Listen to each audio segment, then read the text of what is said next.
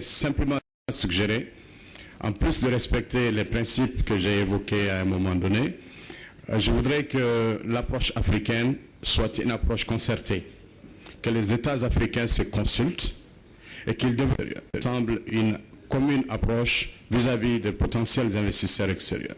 Parce que négocier au niveau national, dans des termes nationaux, ne donne pas suffisamment d'atouts aux autorités africaines pour pouvoir attirer les investisseurs étrangers. Par contre, si c'est une approche, n'est-ce pas, concertée entre eux, pour développer une politique continentale à la matière, je pense que c'est beaucoup plus facile et ça ramène beaucoup plus des investissements accompagnés de transfert de technologie, oui.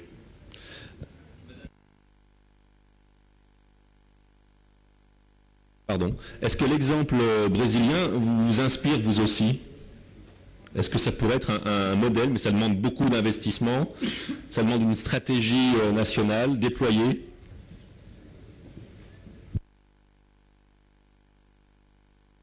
L'exemple du Brésil.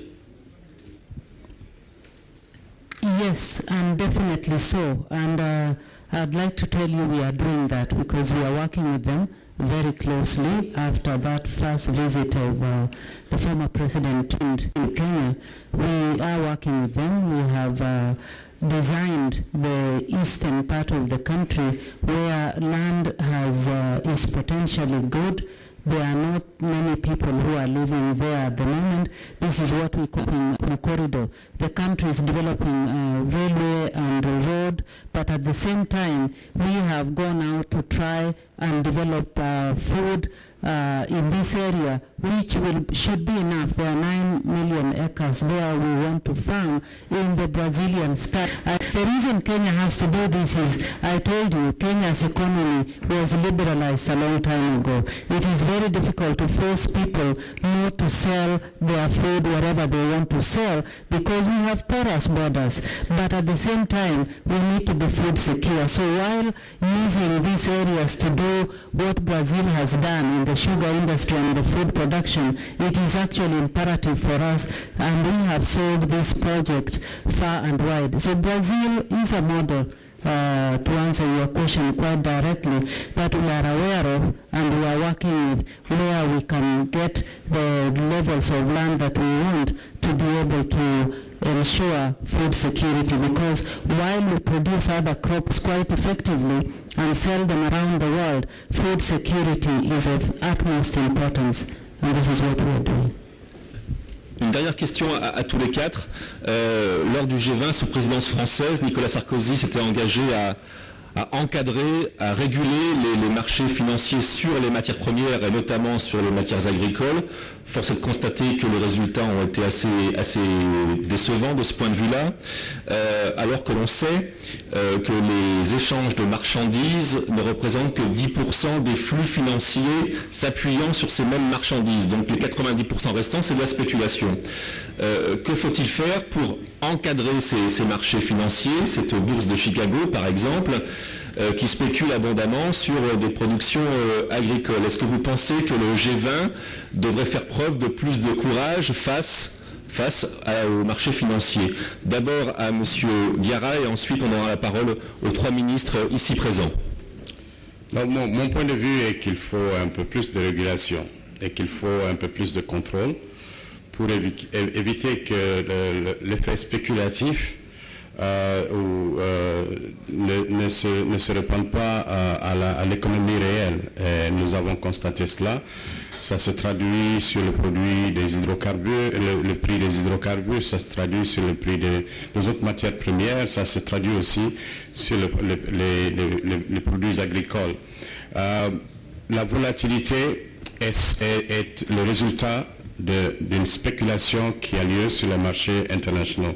Et les efforts de la France visent effectivement à stabiliser les prix des matières premières et en particulier les prix des produits agricoles, ce qui est une initiative louable de la présidence française du G20. Mais à mon avis, la meilleure approche possible, si les anglo-saxons sont d'accord avec, ce serait d'avoir un peu plus une régulation un peu plus forte qui permette d'assurer un meilleur contrôle sur les transactions qui se font sur la base des matières premières et des produits agricoles en particulier. Oui. Madame le ministre, quelle est votre analyse sur les résultats du G20 sous présidence française pour essayer de mieux encadrer les marchés financiers spéculant sur les matières agricoles?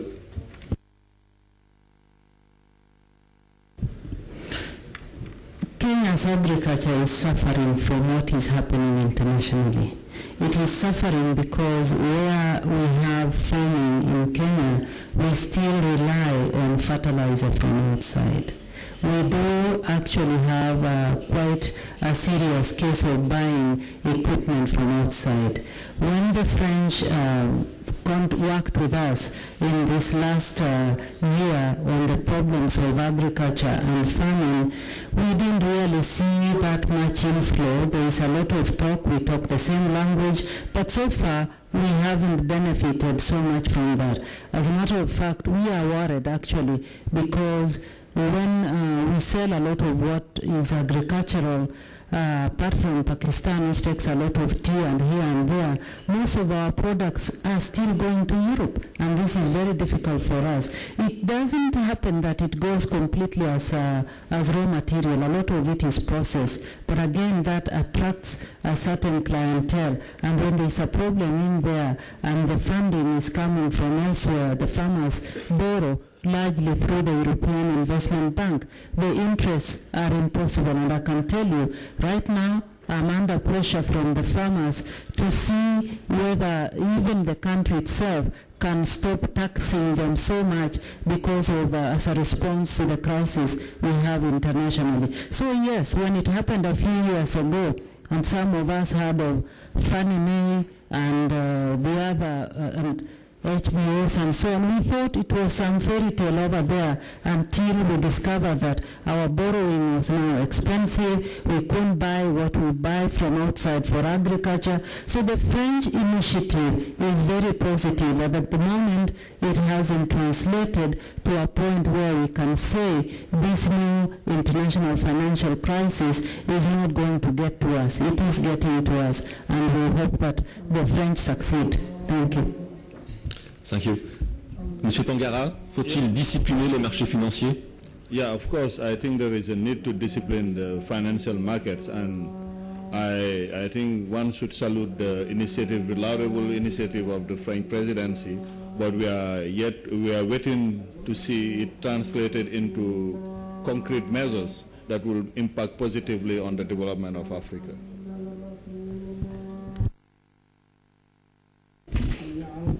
Oui, quand on parle de régulation des marchés financiers, comment voulez-vous? Et la question que je voulais poser, c'est que ce soit le café, le cacao et autres, c'est produit en Afrique, mais les prix sont fixés par les bourses de Londres ou de New York et autres.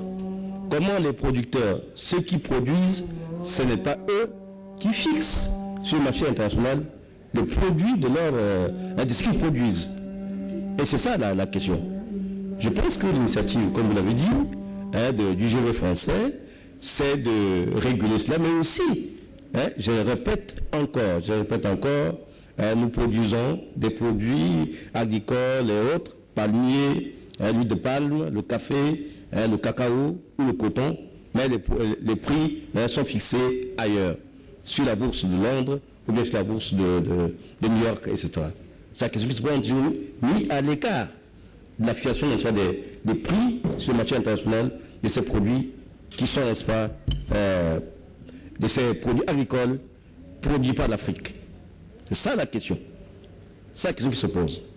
Et il faudrait bien que on puisse au moins bénéficier de cela. C'est fait ailleurs.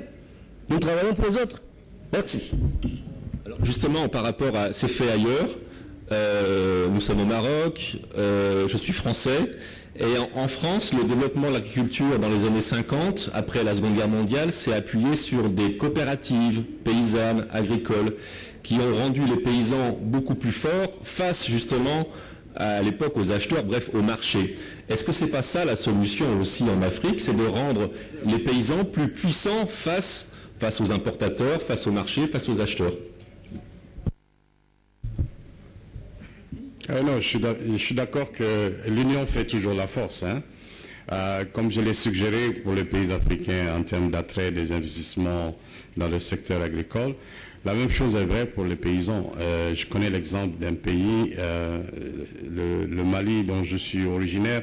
Les paysans se sont organisés en une coopérative de producteurs agricoles qui constitue un sérieux levier en termes de définition de priorités agricoles par le gouvernement, en termes de négociation des accords agricoles par le gouvernement et aussi en termes d'investissement de l'agriculture et des facilités faites aux paysans pour l'accès à des cours subventionnés aux intrants agricoles.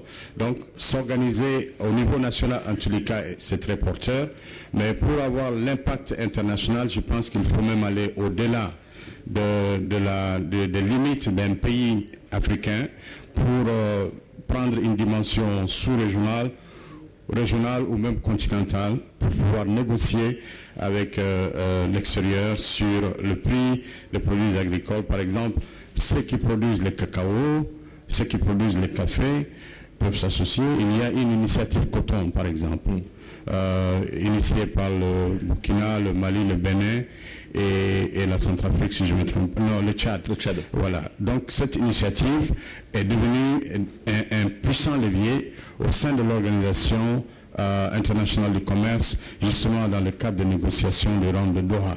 Donc des organisations de ce genre, structurées autour de plusieurs États, permettent de donner un levier et des atouts de négociation face aux investisseurs étrangers.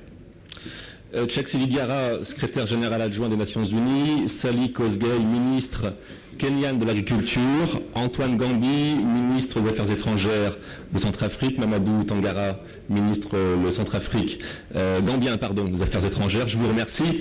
Oui, c'est Gambi.